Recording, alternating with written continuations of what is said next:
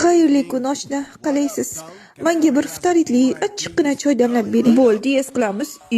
Nima bo'ldi boshingizga? Tosh-posh chaynadingizmi, nima balo? So'ramang. Doimgidek ish bilan band edim. Go'sht bilan mushtlashib, uni abjig'ini chiqarishimga ozgina qolgan edi. O'zingcha so'rsandi. Endi barbekyu sousini shakardan totib ko'r, tfu. Shunday deya emolimni iflos qilib ketdi. Men esa hech qisi yo'q deb tish cho'tkasi bilan tish pastasini kuta boshladim. Negadir ular kelishmadi. Keyin esa qayerdandir emolim ustida Streptococcus mutans degan bakteriya paydo bo'ldi va shakarni yedi va achchiqqina qilib peshob qildi. O'sha joyda keyin yoriqcha paydo bo'ldi. Ha, bundan chiqdi emolingiz demineralizatsiya bo'libdi-da. Ha, shunday bo'ldi. Ertasi kuni esa pecheniya bilan kurashayotganimda u ham menga qarab, qasos qiyomatga qolmaydi. Shunday deb ustimga qusib yubordi.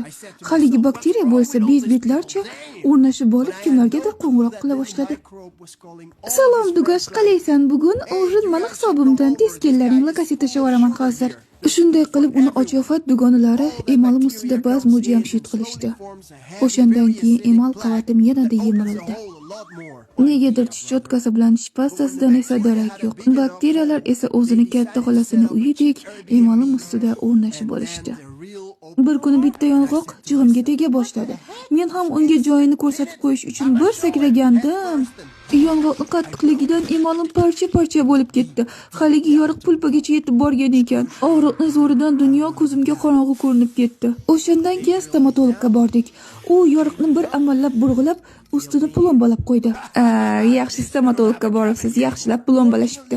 Ha, nimasini aytasiz? Hozir 2 mahal tish cho'tkasi bilan tozalashyapti. O'zingga ortiqcha baho berib olmadingmi, oshna? Sen qayerdan paydo bo'lding yana? Shuni soat 10 da tozalab, meni 11 da yeyishga olib qo'yibdi. Naqadar ahmoqlik.